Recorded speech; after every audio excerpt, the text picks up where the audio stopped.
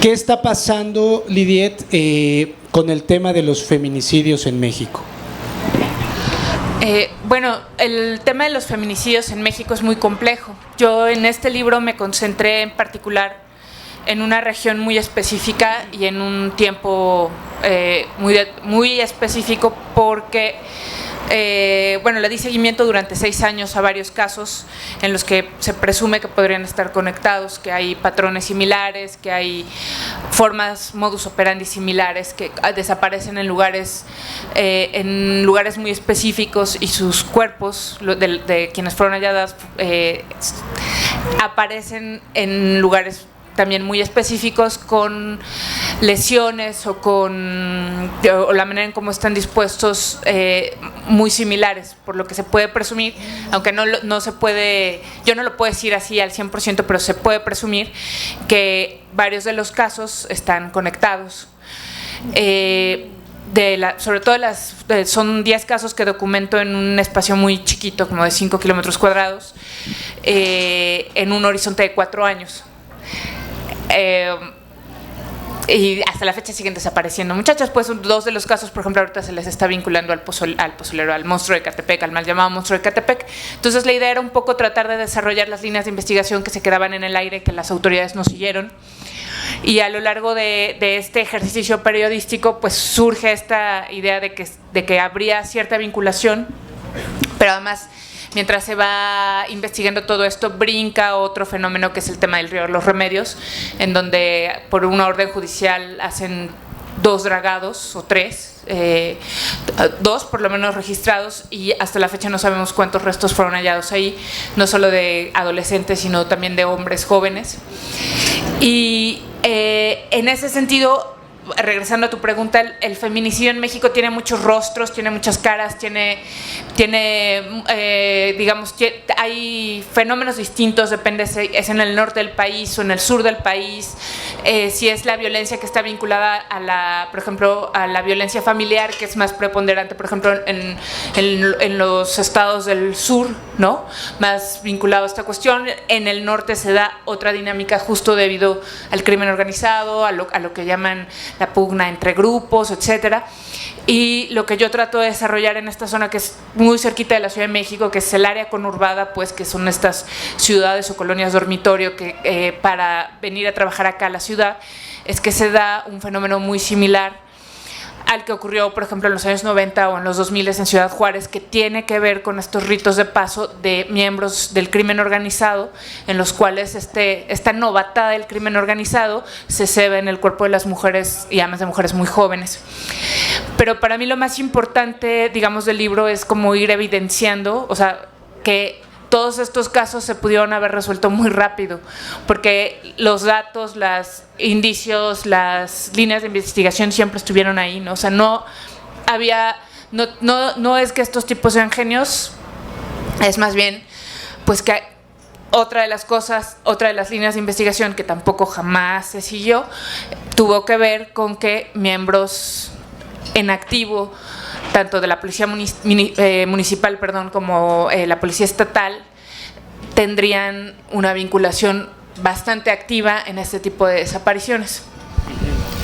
En el libro, Lidiet, revisas, como decías hace un momento, 10 casos de chicas que desaparecieron y los padres inician inmediatamente la búsqueda y se topan con un fenómeno que atañe a todo el país, pero que en el Estado de México parece estar muy anquilosado, muy marcado, que es el tema, por un lado, de la ineficiencia en ciertas áreas que tienen que ver con la impartición de justicia, y la otra es la increíble misoginia que existe en las autoridades, ¿no? Pero hay otro elemento que mencionas ahorita, que es, parece que también no se investiga de la manera correcta porque ellos mismos saben que hay gente de los aparatos policíacos vinculados a las bandas que están secuestrando chavitas, ¿sí? Entonces, al hacer la investigación, ¿cuál es la radiografía, no del Estado de México, sino de los municipios donde el tema del feminicidio, donde la desaparición de chicas es una situación que debiéramos de llamar de crisis estatal y de crisis nacional. ¿Qué está pasando en esos municipios con las autoridades, Lidiet? Bueno, una vez justo uno de los policías que entrevistó de manera anónima me dijo, en otro caso, pues me decía, bueno, es que los policías del Estado de México, los oficiales del Estado de México, tenemos una fama así como bien cabrona en todo el país, me decía, ¿no? Y yo pensaba, pues no, más bien una fama de ser muy corruptos, muy violentos, pero bueno, este cuate me decía, yo soy de los policías buenos, ¿no? Y bueno, en fin, esa es otra historia. La policía del Estado de México tiene problemas de corrupción muy grandes. De hecho, durante varios años el jefe de la policía, ahorita no recuerdo el nombre, pero era un tipo que todo el mundo sabía que era un mafioso y jamás lo quitaron. Pero no es nada más eso, ni tampoco es el tema de que efectivamente también las autoridades están rebasadas por el número de casos, que también es verdad. O sea, son infinidad de carpetas las que abren cada día, y eso impide también pues, que se les dé seguimiento. Y no es nada más eso, tampoco el hecho de que el presupuesto, por ejemplo, para servicios periciales, pues es mínimo, ¿no? Y como se narró hace unos años en el CEMEFO de Catepec, ya no saben ni qué hacer con los muertos, no hay ni lugar donde ponerlos, ¿no? Porque también están rebasados. Pero también tiene que ver con algo que una antropóloga, Rita Laura Segato, que Blanche Petrie cita en el prólogo, habla sobre estos grupos paraestatales, en el sentido de que son grupos que de alguna manera, tienen el dominio y el poder genuino en un territorio determinado, y son formados generalmente por grupos que de alguna manera se desprenden del Estado, de lo que es el Estado. Y estos grupos son los que tienen como, es el verdadero poder que rige en esa zona. Y en el Estado de México, en esta zona, en lo que es en el oriente, en la zona Valle de México, pues el crimen organizado tiene muchos años que se ha incrustado, y que son quienes realmente, tienen el poder, ¿no? Eso sumado a una cosa que trato un poco de desarrollar en el libro, que tiene que ver con este crecimiento desmedido, y no se puede decir que irregular, porque las colonias en las que yo me concentro fueron colonias regulares, son fraccionamientos, uno es de los años 2000, pero que tienen unas condiciones de vida ínfimas, ¿no? Entonces, que se dan de manera, un crecimiento urbano vertiginoso, desordenado, que si bien no es irregular, y que de hecho hay personas muy ricas vinculadas a los grupos políticos mexiquenses, priistas, que se beneficiaron de esa venta desmedida de terrenos y de una serie de cosas. Entonces tenemos ciudades dormitorios donde la gente vive en casas muy chiquitas, que nunca termina de pagar, con materiales de pésima calidad, y que hacen 2 horas para llegar a su trabajo, sin escuelas de calidad, sin áreas verdes, sin como nada. Entonces se vuelve un caldo de cultivo muy interesante para el crimen organizado y para el reclutamiento forzoso o no forzoso de adolescentes, sobre todo. Comentabas que hay diferencias en los móviles y el modus operandi de quienes llevan a cabo el feminicidio, ¿no? En el sur se dan de cierta manera por ciertas cuestiones que están vinculadas con aspectos familiares, culturales quizá. En el norte obedecen más a rituales de iniciación de gente que es reclutada por el crimen organizado. Tengo la impresión de que los casos que tú documentas en el libro no se encuentran en ninguna de esas dos de esos dos cauces de feminicidios. Es decir, que no obedecen ni a estos móviles que desencadenan feminicidios en el sur, ni quizás sí hay algunos vinculados directamente con rituales, ¿no? del crimen organizado o de ciertas sectas satánicas, narcosatánicas y demás, pero tengo la impresión de que los casos que tú documentas son como una nueva vertiente en el fenómeno del feminicidio. Son protagonistas completamente distintos que si bien pueden estar ligados al narcomenudeo o a ciertas prácticas delictivas, me parece que no se habían registrado ni en la zona norte, en Ciudad Juárez y demás, ni en la zona sur. Hablo, por ejemplo, de este chico Matadamas, que me imagino que es un apellido creado a propósito, ¿así se apellida? Qué increíble. Que es un chavito de secundaria que al final del proceso, cuando logran empezar a armar el rompecabezas, se dan cuenta de que efectivamente está vinculado con el crimen de varias chicas, ¿no? Y es un caso muy paradigmático de él y de, al parecer, los chicos con los que realizaban los crímenes. Son chavitos de estos lugares, pues, semiabandonados por el Estado, ¿no?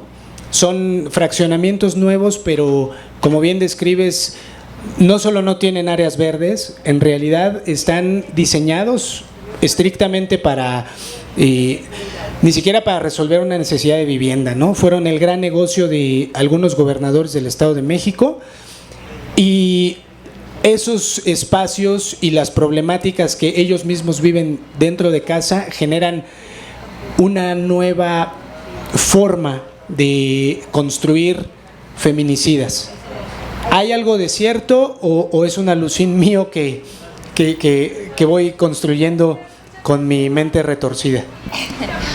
Bueno, obviamente yo no puedo dar una respuesta completa porque la inmensa mayoría de los casos no se resolvieron. Pero el tema de cómo fueron hallados los cuerpos te habla, yo creo que de un crimen organizado bastante bien organizado y bastante sistematizado, que es una parte muy dolorosa para las familias, y de alguna manera también fue muy dolorosa para mí, porque pues vas conociendo a las mamás. Sabes que esto le pudo haber pasado a cualquier adolescente, ¿no? O sea, no, generalmente en México tendemos como a culpar a la víctima. Es como un mecanismo de defensa psicológico que tenemos. De seguro andaba en malos pasos.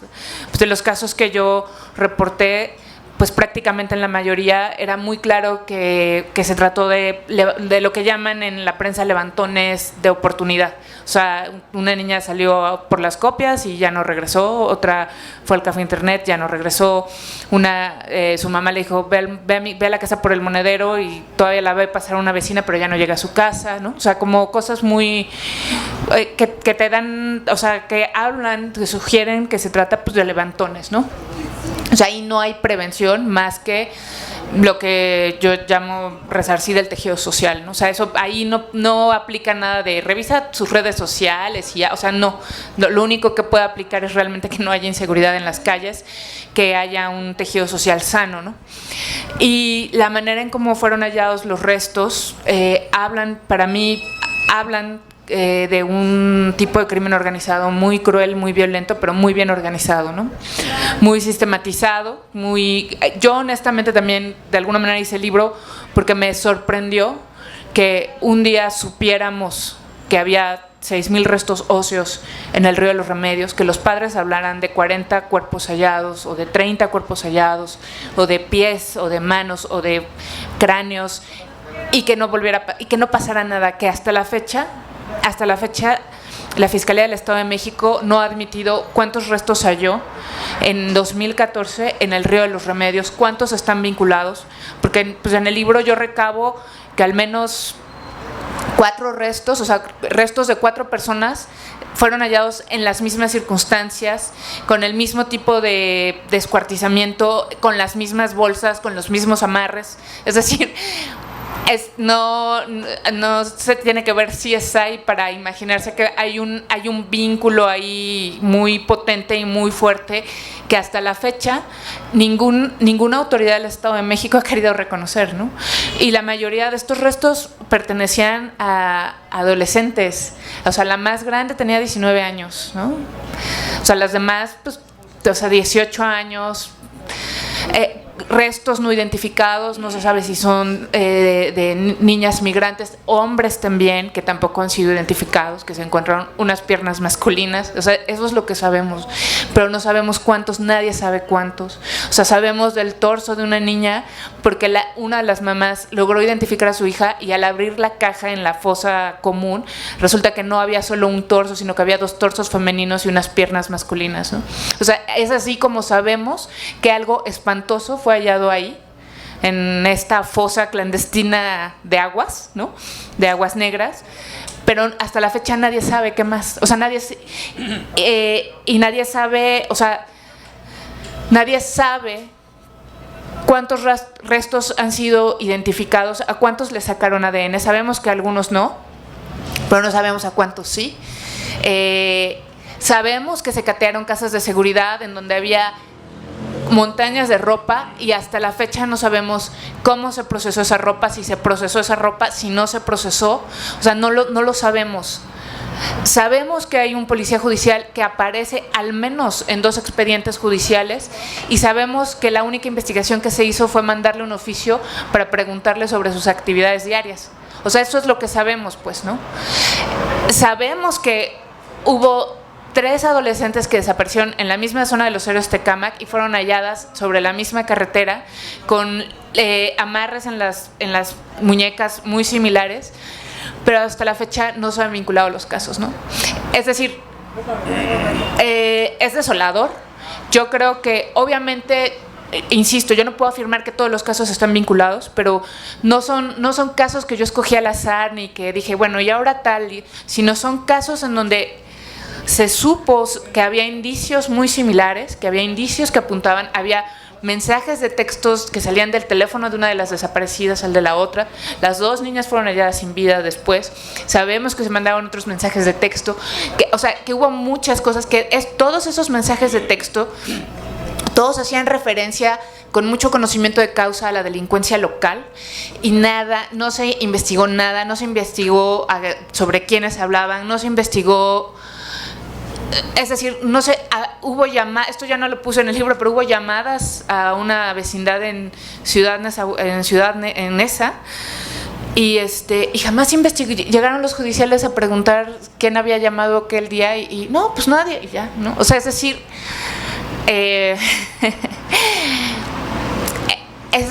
finalmente es un retrato, es un retrato del horror, o sea, del horror que significa, pues, ser adolescente, pero además de qué clase de sistema de investigación y de búsqueda de la justicia están a merced las adolescentes en el Estado de México. Y esto, bueno, obviamente se replica en toda la República, ¿no? Este es solo un pedacito, pues, ¿no? Pero si no se necesitan. No se necesita un IQ de 160 para darse cuenta que hay una vinculación, que hay un crimen organizado muy violento, muy sádico operando en la zona.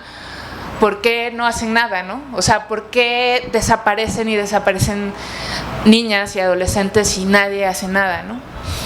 Pues eso es básicamente lo que quise escribir ahí. ¿Y qué responderías? ¿Por qué, si no se necesita ser muy inteligente, por qué las autoridades no logran atar todos los cabos que hay alrededor de la desaparición de chavitas, el asesinato, entendiendo que sí hay patrones que se repiten?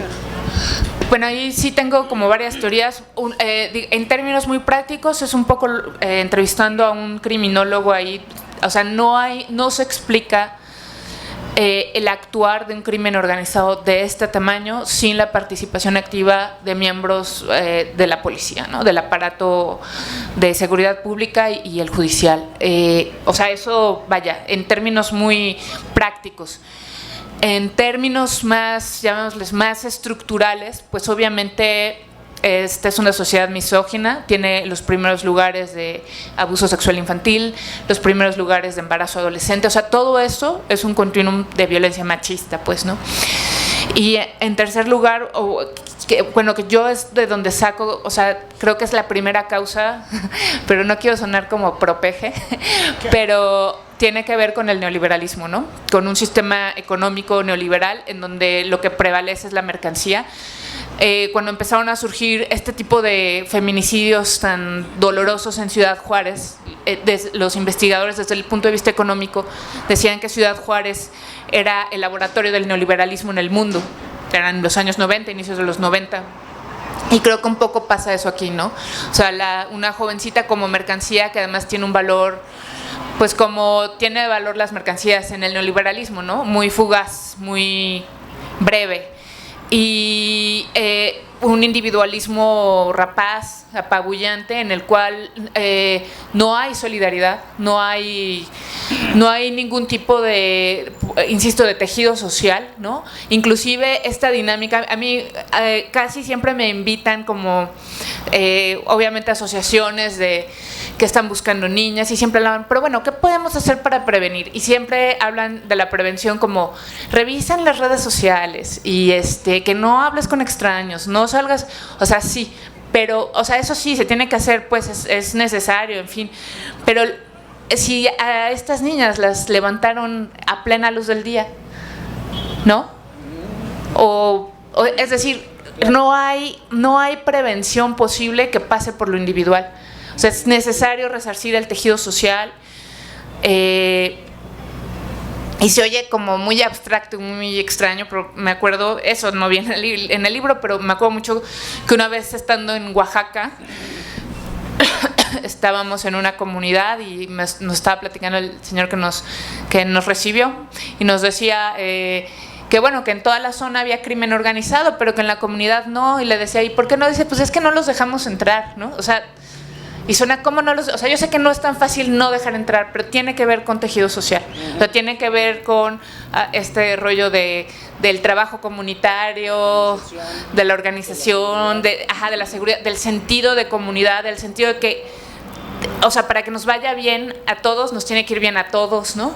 Y todo eso se pierde con un sistema neoliberal tan rapaz, ¿no? O sea, pero bueno, eso ya es como más complejo de explicar. En el libro trato de narrar algo que pasó, historias desgarradoras que en su momento tuvieron, algunas de ellas tuvieron cierta fuerza en los medios a partir de los testimonios de las madres, e ir tratando de conectar los puntos para ir haciendo un esbozo del crimen organizado feminicida en esa zona, ¿no? Que ahorita además está también muy de moda por el tema del mal llamado monstruo de Ecatepec, que de hecho 2 de los casos que yo registro ahí ahora se le atribuyen. La última pregunta que te hago antes de pasarle el micrófono al público es, cuando nos vimos, cuando me hiciste el enorme favor de obsequiarme el libro, me comentaste que era importantísimo hablar de este tema, presentar el libro, porque al parecer en el libro detallas que los autores intelectuales y de los feminicidios en Ecatepec y en Tecámac habían sido detenidos, ¿no? El Mili y Matadamas, Daniel y otros cuates. Pero estando detenidos, los feminicidios no pararon, siguieron desapareciendo chavitas, y además hubo gente, como decías, a la que no se investigó, que al parecer estaba vinculada con esta banda o bandas de secuestradores y feminicidas y demás. Lo que te quiero preguntar es, lo que estamos viendo en tu libro, que está sucediendo en el Estado de México, ¿es casualidad? ¿Es casualidad que sea en el Estado de México, o partiendo de este análisis más político-económico, entendiendo que el modelo neoliberal explica, ¿no?, el tema de la descomposición social y demás, ¿es casualidad que suceda en esta zona, o estamos viendo una zona del país mucho más devastada por el vendaval neoliberal?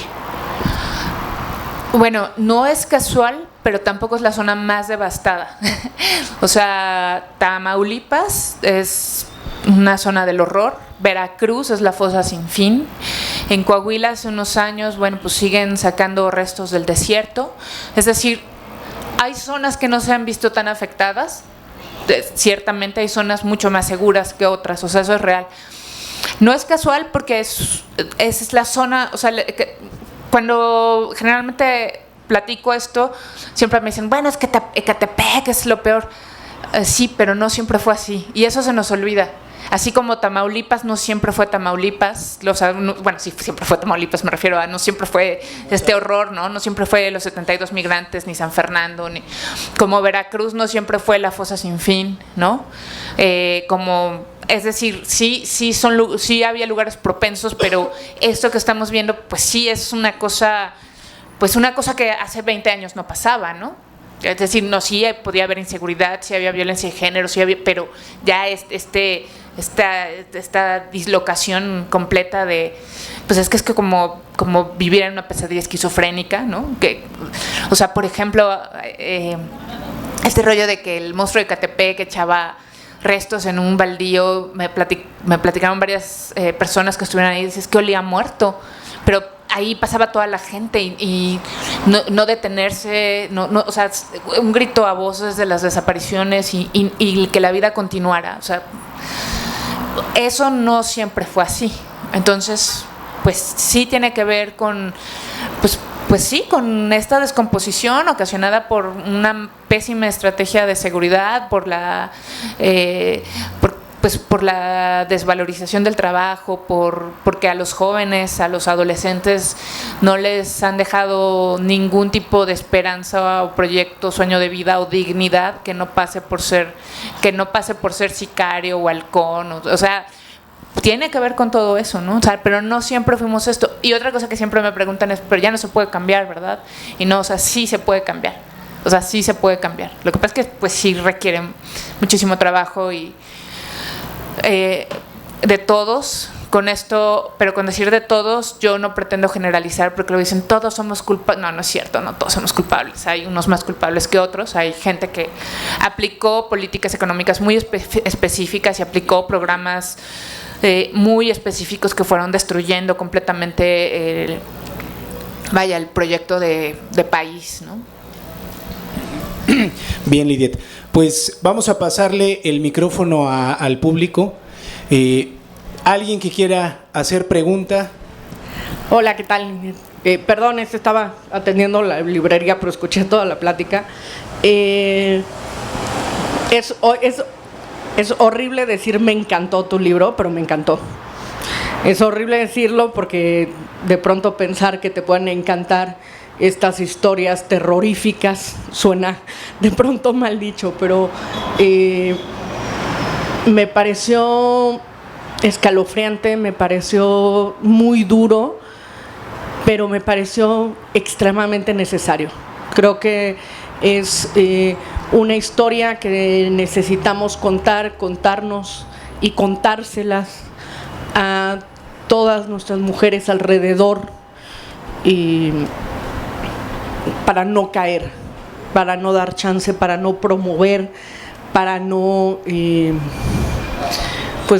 para romper este círculo de violencia brutal. Hoy venía hablando y de pronto dije, es que necesito que las chicas que trabajan con nosotros en la brigada, sobre todo 2 de ellas, lo lean, porque no me las quitaba de la cabeza durante todo el tiempo que leía el libro, ¿no? Y cuando eso te pasa es porque sabes que ese es exactamente es el perfil de mujer, ¿no?, que te están contando en este libro.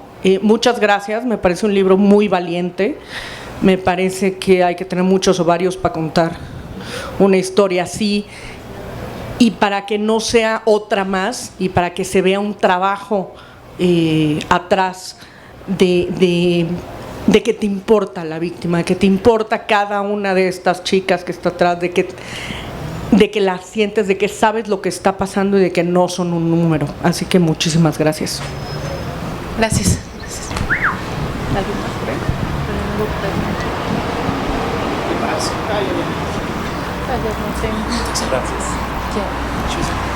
Hola Lidiet, hola Aaron, ¿cómo están? Qué gusto verlos por aquí. A ver, yo quisiera plantear esta pregunta, Lidiet. Ahorita que estamos en un cambio de sexenio y que se está reformulando todo el concepto de seguridad pública, de policías, de Guardia Nacional, todo eso.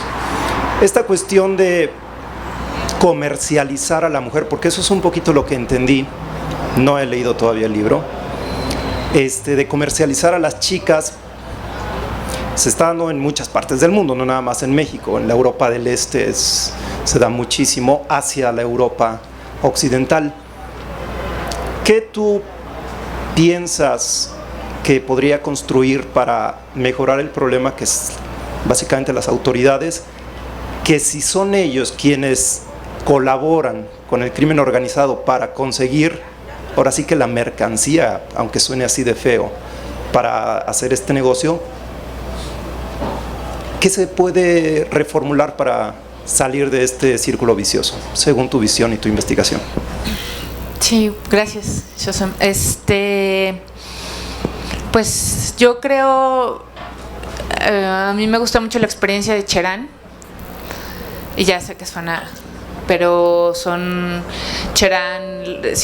algunas comunidades indígenas han demostrado que sí han logrado extirpar el tema del crimen organizado, que les ha costado mucha sangre también, no ha sido nada fácil. El caso de Cherán, ha sido hostigado todo el tiempo, pero, o sea, lo que yo estoy tratando de enfatizar es que no hay fórmula efectiva que pase por el rollo que nos han vendido mucho de.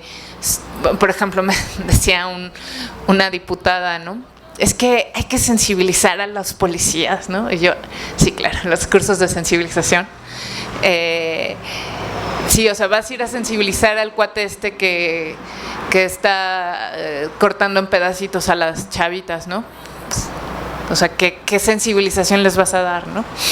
Es decir, obviamente no estoy diciendo que todos los policías son corruptos ni que todos son asesinos, pero cuando hay un nivel de descomposición de este tamaño, pues tratar de abatirlo con cursos de sensibilización, pues es una locura, ¿no? O la otra es, bueno, vamos a darles más armas y más presupuesto, que ha sido también, que fue la lógica mucho de Calderón y del propio Peña Nieto, ¿no? Y a ver con qué nos sale AMLO. Bueno, ya dijo que está con el tema del ejército, que el ejército pues también está muy corrompido.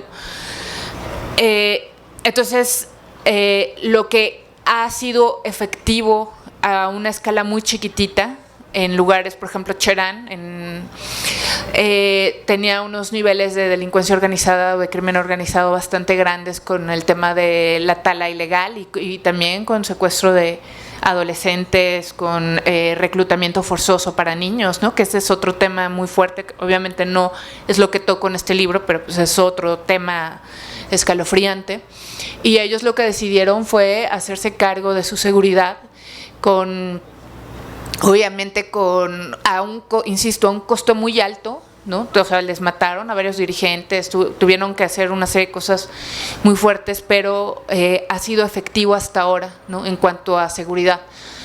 Ahí creo que tenemos mucho que aprender de las comunidades indígenas. Insisto, las comunidades indígenas no son la panacea, se presentan otro tipo de violencias, pero este tipo de violencia no se presenta. O sea, es decir, creo que se pueden recuperar muchas cosas de la experiencia de comunidades pequeñas para asegurarse de territorios seguros, ¿no? Hola, ¿qué tal, Lidiet?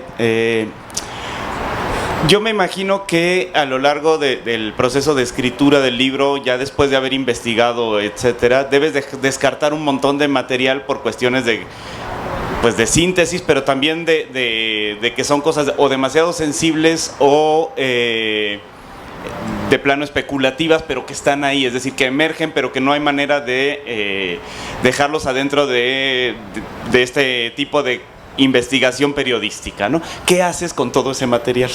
¿Qué pasa con todo eso que queda ahí?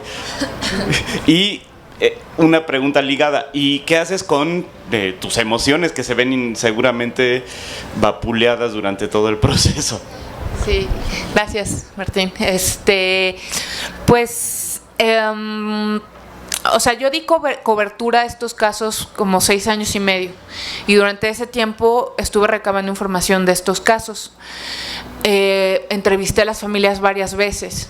Sí accedí a información que al final tuve que sacar, no por ser especulativa, sino porque ponía en riesgo a personas, y en otros casos porque las familias me pidieron no publicar. O sea, esa es la información que saqué, información que ponía en riesgo a personas y información que fue sensible para las familias. Y lo que hice con esa información pues fue guardarla en una USB, y a lo mejor después, algún día, pues ver de qué manera se puede publicar o no, ¿no? Es información que de alguna manera no me pertenece completamente, bueno, más bien no me pertenece, ¿no? La versión que yo publiqué, yo le pedí a los familiares que las leyera antes para evitar pues algún daño a futuras investigaciones, y también para evitar un daño o una revictimización. Yo en ese aspecto creo que las familias fueron muy valientes, porque, bueno, si lees el libro vienen cosas muy duras para la familia, ¿no? Para las mamás de las chavitas, para sus papás, para sus hermanos, y ellos accedieron. O sea, es un texto muy doloroso y muy gráfico. Y bueno, durante todo ese tiempo yo tuve, ¿cómo se llama? Obviamente contención psicoterapéutica una vez por semana. O sea, yo estaba escribiendo una vez a la semana historias muy dolorosas, no todas las de aquí, sino muchas más. Entonces yo sabía que tenía que tener una contención psicoterapéutica para hacer este tipo de coberturas, y lo hice, pero llega un punto en que ni la contención psicoterapéutica ayuda, y fue cuando decidí renunciar. Y ahorita estoy editando cosas un poquito más amables. No demasiado amables, pero sí un poquito más amables, para también tomar distancia. Son historias muy duras y sí, o sea, que sí van dejando huella, ¿no? ¿Qué crees que se pueda hacer? Por ejemplo, la gente que está viviendo en Tecámac, esa situación de las chavitas desaparecidas. En el libro hablas de un fenómeno opuesto, ¿no? La gente que está relacionada con la chavita que desapareció, es decir, las compañeritas de la escuela y los padres de las compañeras, la respuesta que natural que ellos hacen es alejarse del problema. No quieren verse vinculados con la chica desaparecida, ¿no? Que es el comportamiento opuesto al de los padres. Los padres en ese momento cortan su vida prácticamente para dedicarse a buscar a su hija, entendiendo que más que esperar que sea la autoridad municipal, estatal o nacional la que se encargue de resolver, entendiendo esto que comentas de tiene que ser la comunidad.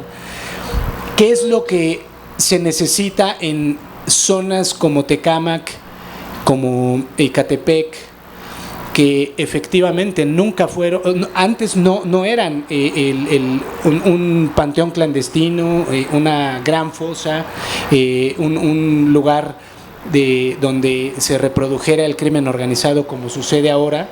Eran barrios proletarios, zonas fabriles.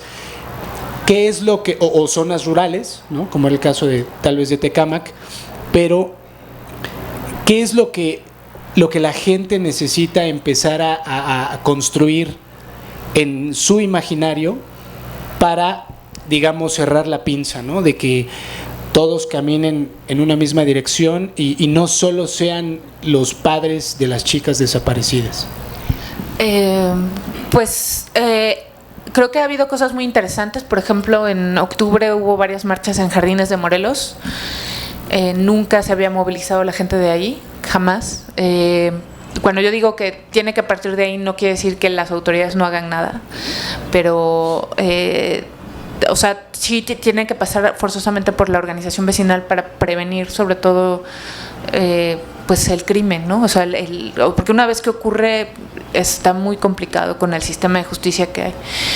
Pero pues obviamente no es una respuesta ni inmediata, ni rápida, ni fácil, ni mecánica. O sea, sí se requiere una transformación muy profunda. Y pues eso sería, no lo tengo completamente acabado. Es otro libro, pues eso. Gracias. Muy bien. Lidiet, se nos acabó el tiempo. ¿Algo más que quieras comentarnos? ¿Que quieras decir que no se te haya preguntado? No, gracias. ¿Todo está bien? Sí. Ok, pues les pedimos un cariñoso y cálido aplauso para Lidiet Carrión. Créanme que hacer periodismo, leer periodismo no es fácil, pero hacer periodismo es 10 veces más difícil.